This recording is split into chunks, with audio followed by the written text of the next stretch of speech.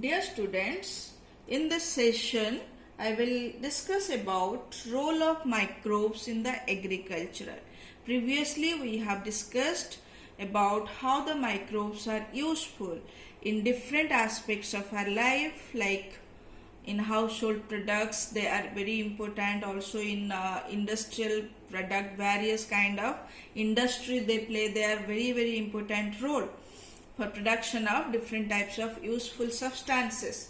Similarly, microbes are also very useful in the agriculture for increasing the productivity of the plant or for increasing the productivity, right?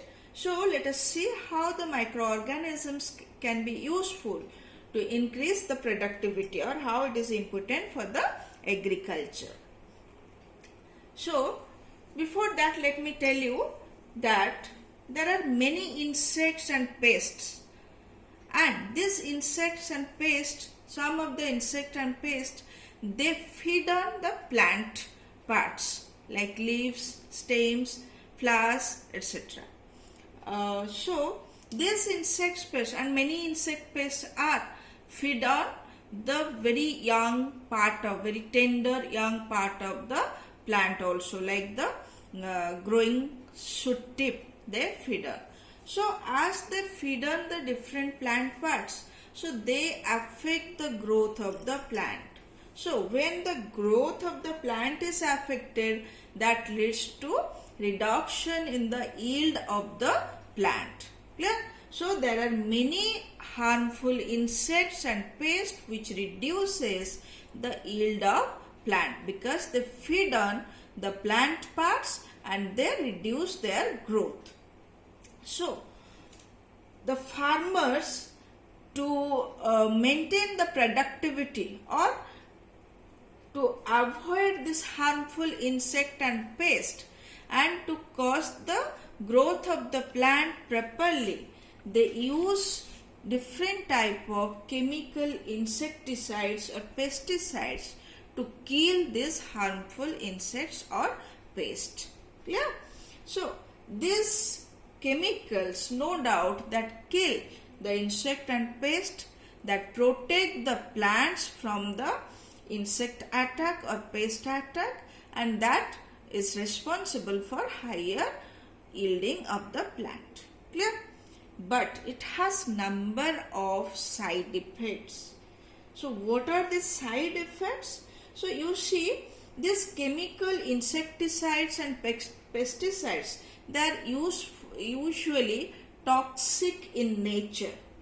So being toxic, they are also extremely harmful to human being as well as other animals. That means when the human being or the other different types of animals, birds, etc. are exposed to these chemicals, they are affected badly.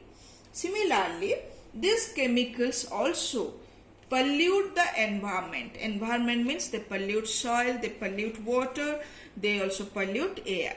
How? So you see, when the chemical insecticide or pesticides are spread on the plant surfaces, so that will not be attacked by the insect and pest. So this extra amount of the chemical pesticides or insecticides are moved, or during watering the plant, these are moving to the soil.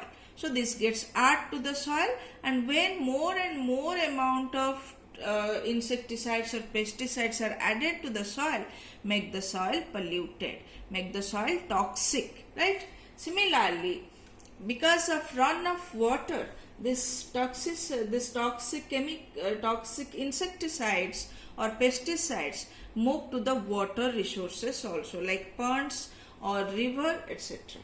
So by that process, gradually this water resources gets polluted. Similarly, during spraying, some particles of this chemical insecticides or pesticide also move to the air. So that also pollute the air. So these are very badly affect the environment also. They pollute the environment also. And the most important they kill the beneficial insects. That means when these chemicals are spread to kill the harmful insect and pest, they do not work selectively. They do not kill the harmful insects and pests only selective manner. They generally kills. So any kind of insect, pest coming in contact with this spray, coming in contact with this chemical insecticides and pesticides are killed. So you know, in the environment, in the ecosystem, or if you talk about a crop field, in the crop field, along with the harmful insect and pest, many insects are there, many pests are there which are useful to us, which are useful to the environment, which are useful to the ecosystem also.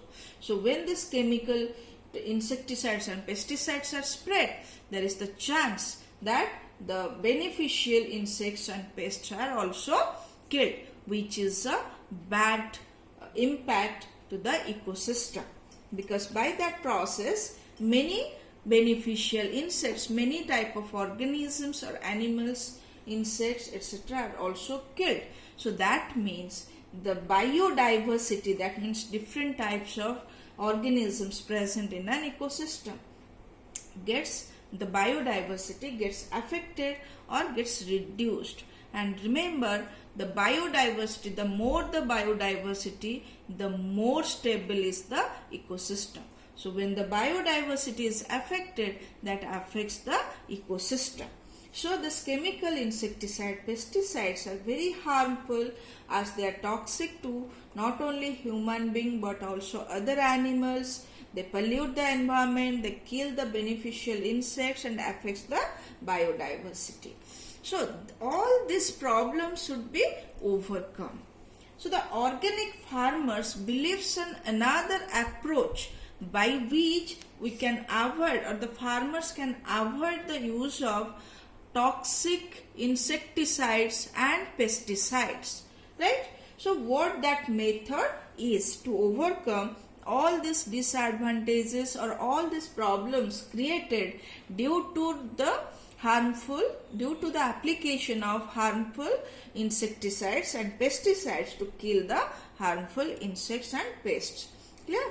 So that approach, that method is biological control of pest and disease, or that is known as biocontrol. So biocontrol means control of the harmful insects and pests by biological method. So what is that biological method, or what is that biocontrol method? So here you see, you know, in the nature or in the ecosystem, many insects and pests are preyed by other insects and pests. So if we can find out, or if the farmer can find out some insect and pest which are the predators, which are the natural predators of the harmful insect and pest, then they will prey upon this harmful insect and pest and they reduce the population of harmful insect and pest. So by that method, what will happen? The population of the harmful insect and pest will be controlled at a manageable level, but they will not be completely eradicated.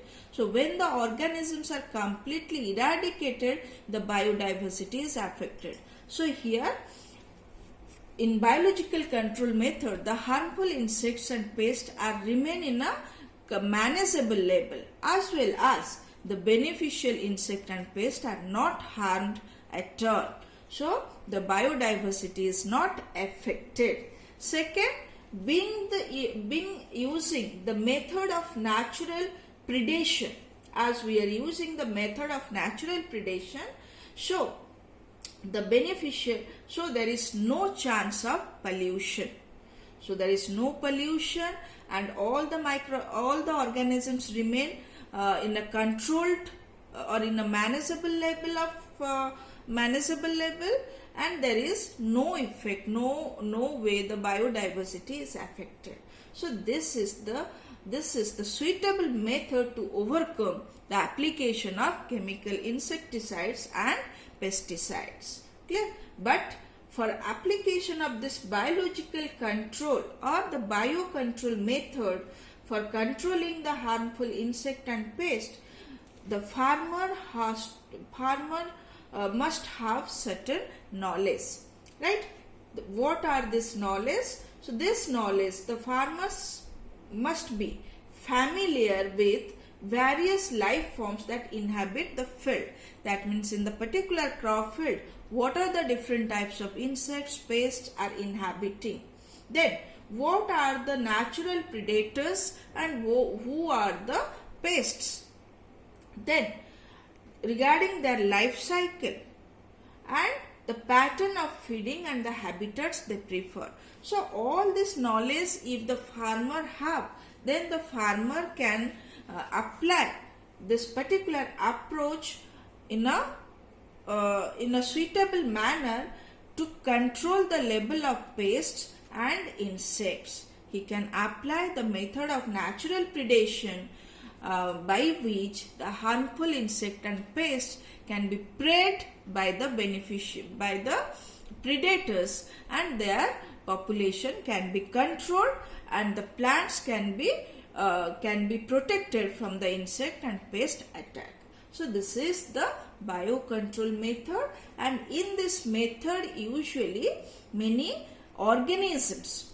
microorganisms are utilized for controlling the population of insects and pests. So here the microorganisms play a very important role as biocontrol agent to control the insect and pest and to protect the plant from insect attack and pest attack, right?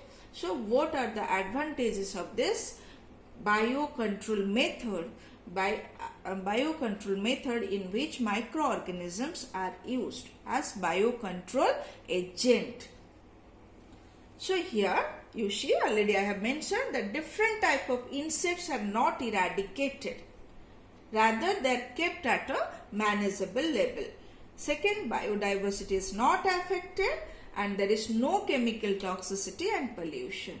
So let us see which microorganisms or which organisms are used as biocontrol agent and control which type of insects and pests. So here you see ladybird. This is an insect. This is not microorganism. These two cases here I have given you for your knowledge, right? But these are not microorganisms. These are biocontrol agent. So this ladybird, this is an insect and that controls the aphids, right? That controls, here you see this is ladybird which feed on the aphids which feed on the plant parts, right? So it controls the population of aphids. Similarly, dragonfly, that is also an insect. Here you see this dragonfly feed on the mosquito, so control the population of mosquito. Here is a bacteria, Bacillus thuringiensis. This is very, very important. Remember, note it down. Bacillus thuringiensis is a bacteria that produces a toxin. So when this toxin enters to the insects, and this is particularly effective against butterfly, caterpillars, flies, mosquitoes, beetles, etc. So when these insects feed on, or the toxin produced by this bacteria is ingested by this insects, and this toxin enters into the gut of the insect that kill the insect. So this bacteria producing the toxin is responsible for controlling the different type of harmful insects. Clear?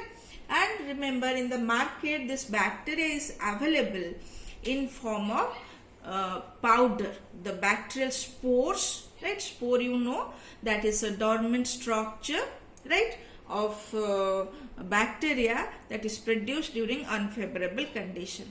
So the bacteria, this bacterial spores in form of powder, dry powder form, are available in the sachet in the market, and this powder form are mixed in the water, and this is sprayed on the surface of plant.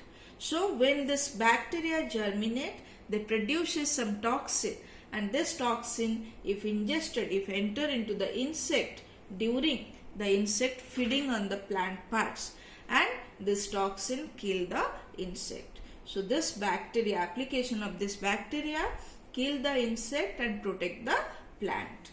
Similarly, there is a fungi, trichoderma, that is also effective against many plant pathogens, particularly root-borne plant pathogens. That is the pathogens which affect the plant through the root, right? Then baculovirus, this is again very, very important. Remember, baculovirus, this is a virus belonging to the group nucleopolyhedrovirus. So this baculovirus that kills insects and some arthropods. This baculovirus is usually used for integrated pest management. That means that is used in an ecosystem, in the ecosystem or in the area which is ecologically sensitive. That means it is used to protect the insects pest, to control their level, as well as protect the plant from insect attack and pest attack. Why this is very, very important for integrated pest management? Because this virus is highly species specific. That means particular species it kills. It doesn't kill any other species. It kills a particular species. It doesn't affect any other species or any birds, animals, etc. So it is used, and it is narrow spectrum. So again I repeat, as it is narrow spectrum, species specific, and do not affect any other organisms like animals, birds, or any other insects. So these are used for integrated pest management or used in ecologically sensitive area. So this is a very, very important. Then, so these are some of the examples of microorganisms used as biocontrol agent. Bacillus thuringiensis, a bacteria; trichoderma, a fungi; baculovirus, a virus. These are used as biocontrol agent. So next is biofertilizer, right? So similarly, there are some microorganisms used to increase the fertility or increase the nutrient quality of the soil. They are known as biofertilizers. So you know what are fertilizers? Fertilizers are the substance which increases the fertility of the, or which is used to enhance the nutrient quality of the soil so that plant can grow well, right? So usually we use the farmers use previously the chemical fertilizers which are having number of disadvantages like the chemical insecticide and pesticides. So nowadays by the organic farmers, that is substituted by biofertilizers. That means the microorganisms used to enhance the nutrient quality of the soil. Usually bacteria, fungi, some cyanobacteria, these are used as biofertilizer. So here you see some examples of bacteria used to increase the fertility of the soil and how they increase the fertility of the soil. So one of the very important example is rhizobium. This is a nitrogen fixture, and this remains in symbiotic association with the leguminous plant. They establish symbiotic association in the root of the leguminous plant. They form nodules. Inside the nodules they remain, and they directly fix the nitrogen. They directly fix the atmospheric nitrogen into the plant. So leguminous plant, when the leguminous crop is planted, that increases the soil quality, because as the rhizobium fixes nitrogen, so the leguminous plant also increases the fertility of the soil, the nitrogen content of the soil. So these are some other bacteria like Azotobacter, Azospirillum. These are also nitrogen fixers, but they remain freely in the soil and they directly convert the atmospheric nitrogen into some absorbable form, that means utilizable form of nitrogen into the soil. So this increases the nitrogen content of the soil. That means they increases the nutrient quality of the soil, because you know nitrogen is a very important component of very important nutrient of plant. So if the soil is having high nitrogen content, the plant grow well. Then cyanobacteria, for example Anabaena, Nostoc, Oscillatoria. So these are the bacteria, these are the cyanobacteria or the blue-green algae.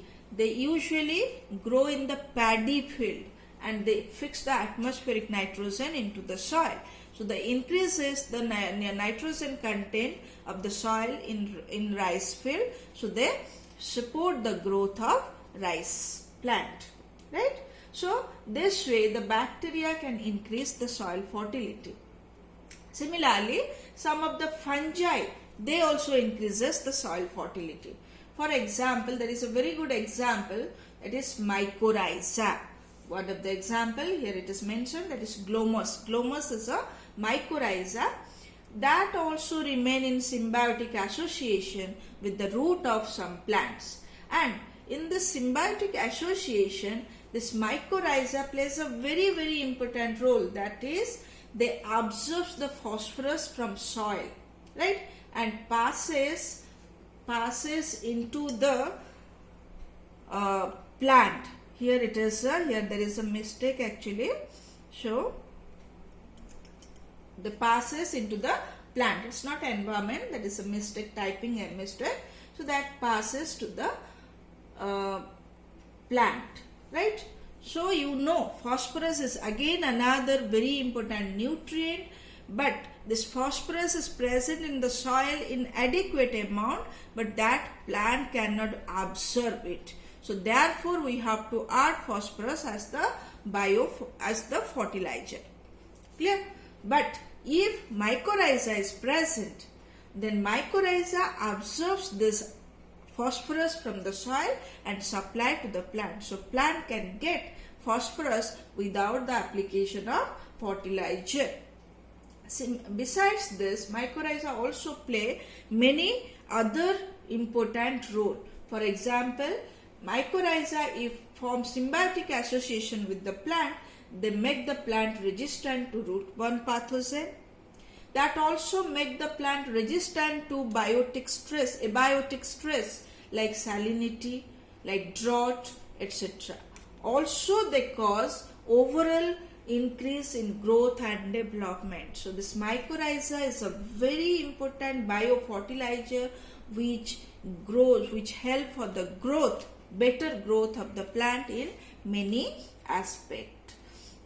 So these are the different types, some different types of organisms, microorganisms which are used as biofertilizer that effectively enhances the fertility or the nutrient quality of the soil and thus increases the plant growth and development, right? So mycorrhiza being a symbiotic organism, being establishing symbiotic association, favors the plant in this way, and in return it gets the nutrients from the plant. This is about the very important role of microorganisms as biocontrol agent and as biofertilizer, and by this type of role they increases the agricultural productivity. They help to increase the productivity in agriculture. So that is all about the role of microbes in agriculture. Thank you.